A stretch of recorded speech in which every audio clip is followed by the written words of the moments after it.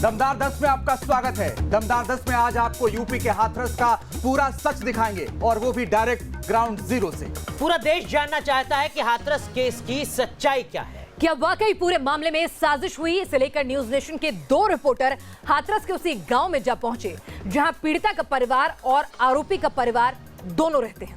News nation के reporters ने दोनों पक्षों से बातचीत की और सच तक पहुंचने की कोशिश की है।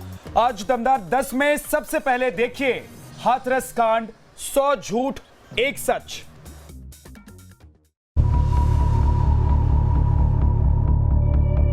हाँ, जल्द से जल्द हो, इंसाफ चाहिए। बिल्कुल, आप एक माँ है, एक आपके दर्द को समझा जा सकता है यहाँ पर। योगी सरकार दर्द को कोई नहीं समझ। नहीं, ऐसा बिल्कुल नहीं। आपके दर्द को हम सब समझते हैं और शायद यही वजह है कि यहाँ पर हर कोई मौजूद है। आप रोइए मत, सबसे पहले तो आप रोइए मत। हमें इंसाफ चाहिए और बाकी हमें कोई इंसाफ का हिस्सा है, देखिए, इंसाफ कुछ भी हो, कैसे भी इंसाफ चाहिए। ये राजनीतिक पार्टियों की वो है, साजिश है बस। और ये फंडिंग हो रही है, ये हो रही है। कौन फंडिंग कर रहा है? ये कांग्रेस और सपा वाले। और ये हो सही जांच होती है गहनता से तो लड़की की माँ, उसका भाई, उसका पता हत्यारे नहीं करेंगे इस लड़की के। हाथरस कांड के आड़ में क्या क्या हुआ? रेप हुआ, पुराना झगड़ा था, पॉलिटिक्स हुई। पूरा सच डायरेक्ट ग्राउंड जीरो से। और पहले भी जैसे कि हमने हाथरस कांड, 100 झूठ 1 सच।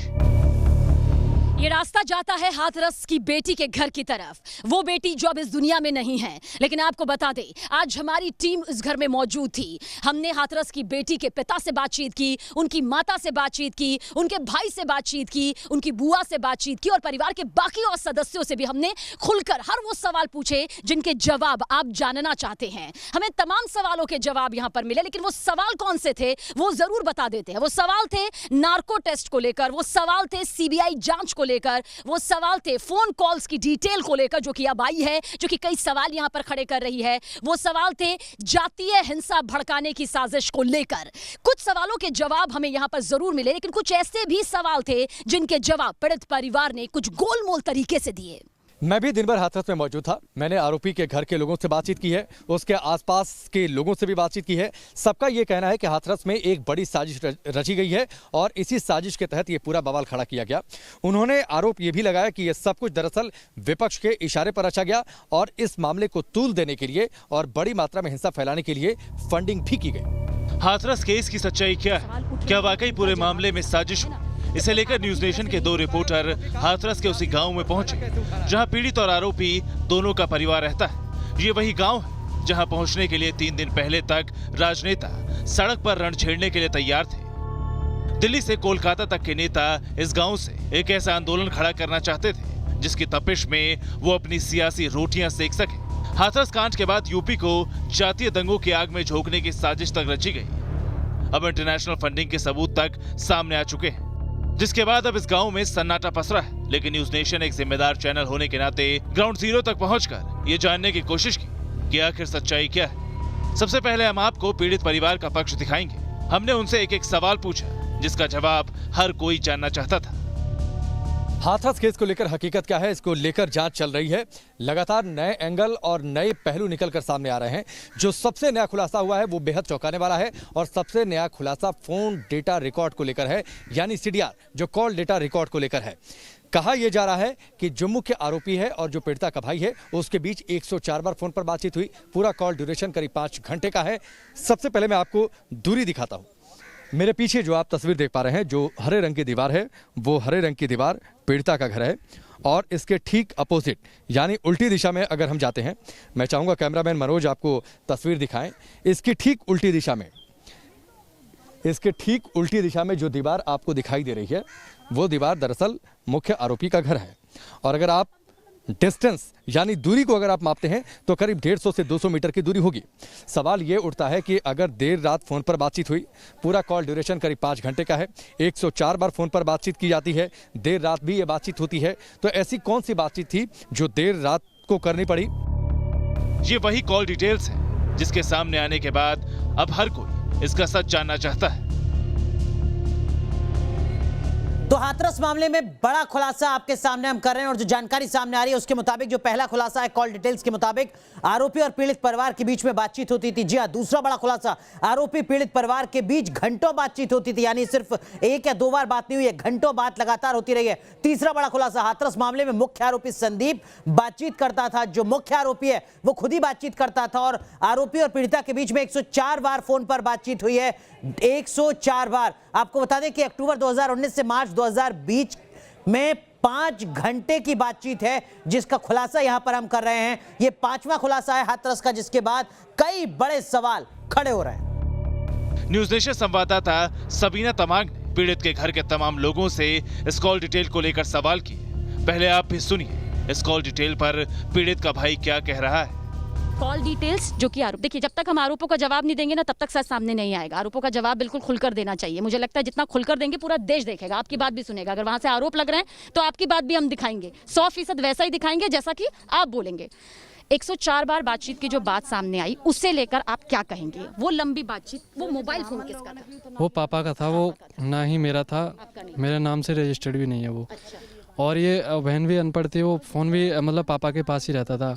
अब ये लोग क्या करना चाह रहे हैं हमारे साथ, हमें इस चीज़ के बारे में पता नहीं चल पा रहा है क्या हमारे साथ ये करना चाह रहे हैं। लेकिन जो घंटों घंटों की बातचीत है पापा के मोबाइल से, फिर वो किसने की? पिताजी ने की या किसी और ने? ये तो देखिए जब ही पता चलेगा, जब आप हमें जब रिकॉर्डिंग जब सुनाई जाएगी इस चीज़ के लिए, जब ही जानकारी दे पाएंगे। तो आपने देखा पीड़िता के भाई का साफ साफ कहना है कि उनके परिवार की किसी तरह की बातचीत आरोपी के परिवार से नहीं होती थी, लेकिन उसने एक बात जरूर मानी कि जिस नंबर का जिक्र कॉल डिटेल में है वो उनके पिता का है।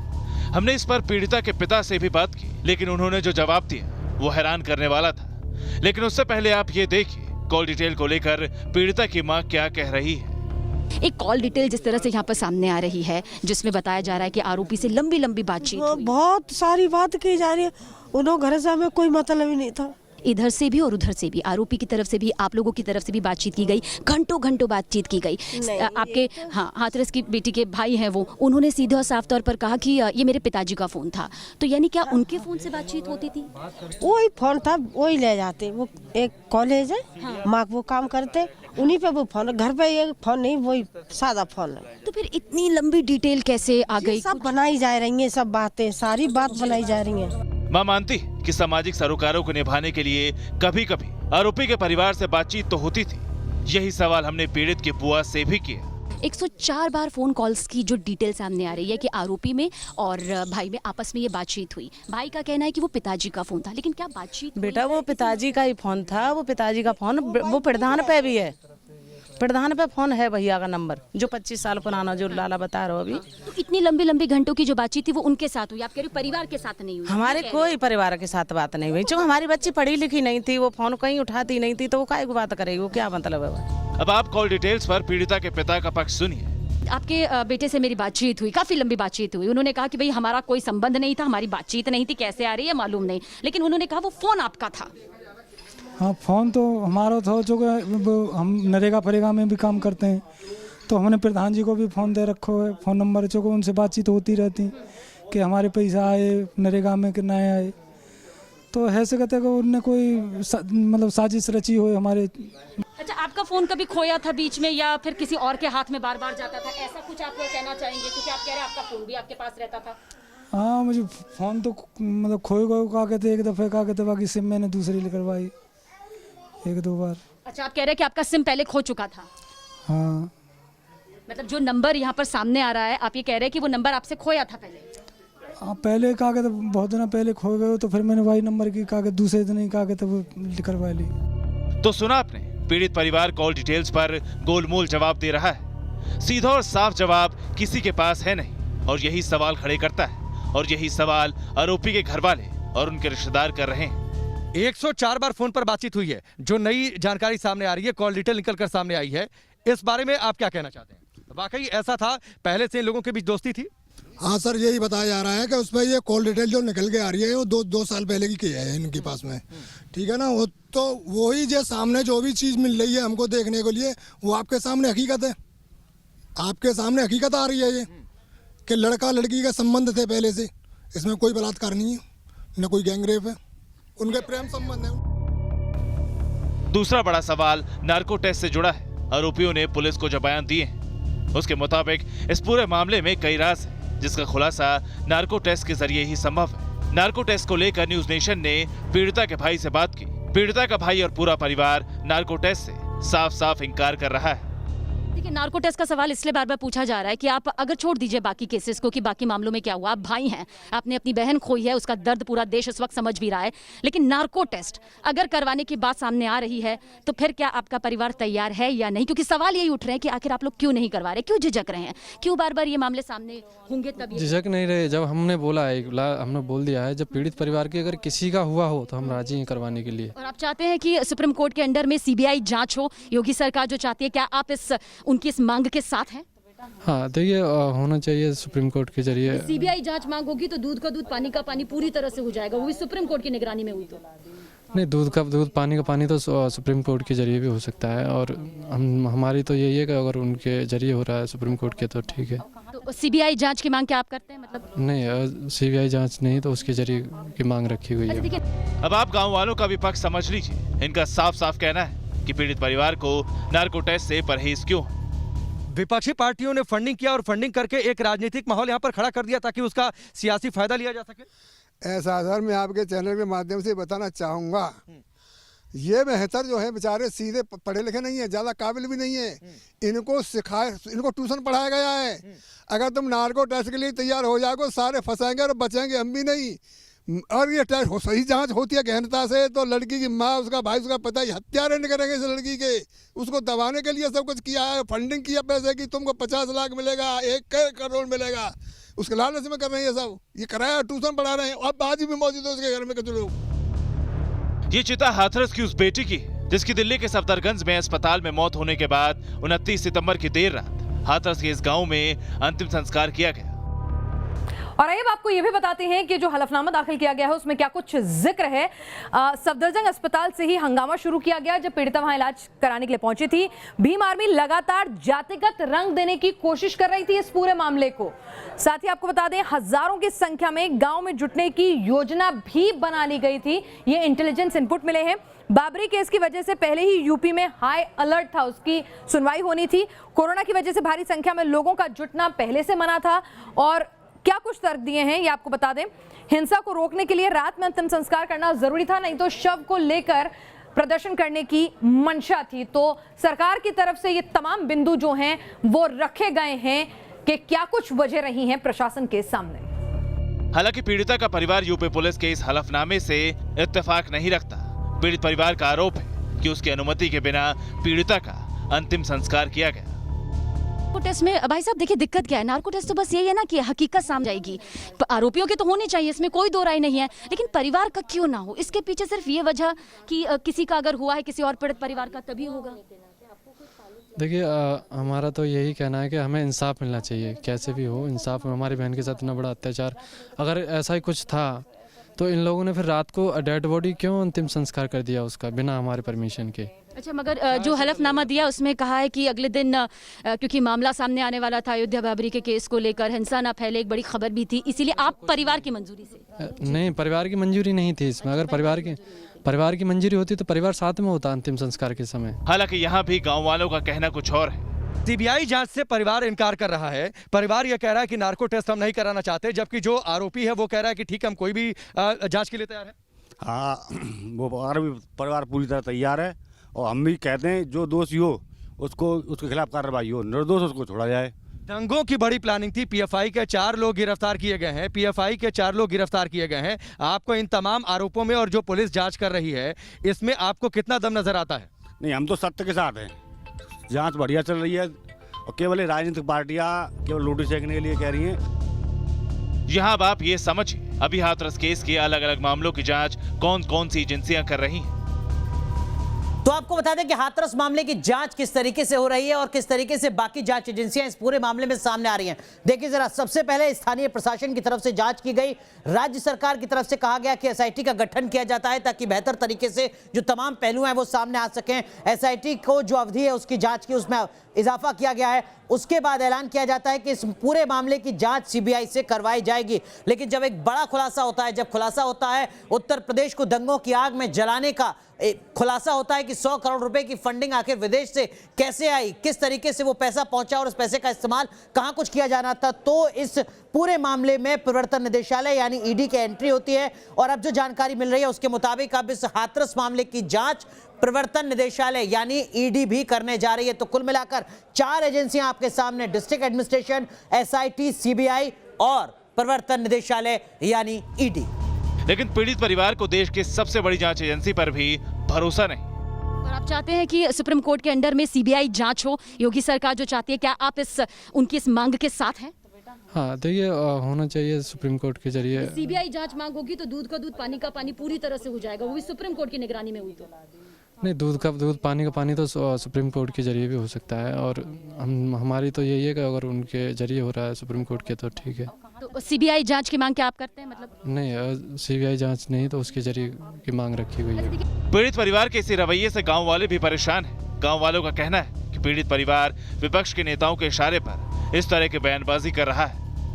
पूरी घटना इसलिए हो गई साहब कि ये बीजेपी की छवि को बढ़ते हुए ये सब असंतोष थे, बेचैन थे कि हमारा झंडा हमेशा के लिए खत्म हो जाएगा, ये मुद्दा बनाओ, इसको इनको लालच में लो, इनको फंसाओ, पैसा दो, फंडिंग करो और बवाल मचाओ देश में बवाल मच जाएगा, बीजेपी सड़क जाएगी। लेकिन गढ़ मजबूत हुआ, सत्य के साथ है जनता भारत हमारे क्षेत्र की। दोषी को बख्शा नहीं जाए लेकिन निर्दोष को फंसाया नहीं जाए, ये चाहते हैं हम। ये थोड़ी चाहते हैं कि दोषी को सजा नहीं मिले, सत्य निकल के आएगा, दोषी कौन है, नार्को टेस्ट होना चाहिए, सीआईबी जांच होनी चाहिए। ये क्यों कतरा रहे हैं, ये पीड़ित बच्चे क्यों कतरा रहे हैं? सुप्रीम कोर्ट में मंगलवार को हुई सुनवाई में हाथरस के पीड़ित परिवार और गवाहों की सुरक्षा का मुद्दा भी उठा। कोर्ट ने यूपी सरकार को ताकीद की कि परिवार की सुरक्षा तय करे और इस बारे में एक हलफनामा दे, जिसके बाद पीड़ित परिवार के घर की सुरक्षा बढ़ा दी गई है। सीसीटीवी कैमरे लगाए गए हैं। हम इस वक्त हाथरस के बुलघड़ी गांव में मौजूद हैं। पीड़ित परिवार का घर और पीड़ित परिवार इस वक्त अपने घर में मौजूद है, लेकिन उनकी आशंका कि ऊंची जाति का वर्चस्व और उन्हें खतरा है, इसलिए उनकी सुरक्षा भी यहां पर चाक चौबंद की गई है। सीसीटीवी कैमरे यहां पर इंस्टॉल कर दिए गए हैं। मैं चाहूंगा कैमरामैन मनोज आपको दिखाएं। सीसीटीवी कैमरे यहां पर इंस्टॉल कर दिए गए हैं और साथ ही अगर मैं बाहर की तस्वीर आपको दिखाता हूं, बड़ी संख्या में पुलिस के जवानों की तैनाती, गाँव की हर गली और हर मोड़ पर बड़ी संख्या में पुलिस के जवानों की तैनाती, यानी एक छावनी जैसा माहौल बना दिया गया है। किले में तब्दील है ये पूरा गांव, ताकि पीड़ित परिवार को कोई धमका ना सके, कोई डरा ना सके। और ये सुरक्षा इसलिए भी है क्योंकि जो हाल फिलहाल में जो बड़े खुलासे हुए हैं, जो पीएफआई के 4 लोगों को अरेस्ट किया गया, ये खुलासा हुआ कि बड़े पैमाने पर इस कांड के पीछे हिंसा फैलाने की साजिश थी। इसमें असामाजिक तत्व बड़ी संख्या में शामिल थे। लोग ये भी आरोप लगा रहे हैं कि दरअसल विपक्षी पार्टियों ने भी साजिश रची कि इस कांड के बहाने, हाथरस में इस घटना के बहाने अपनी सियासी रोटियां सेक ली जाए। लेकिन फिलहाल यहां पर सुरक्षा चाक चौबंद है। सीसीटीवी कैमरे इंस्टॉल किए गए हैं ताकि परिवार को कम से कम किसी तरीके का खतरा महसूस ना हो।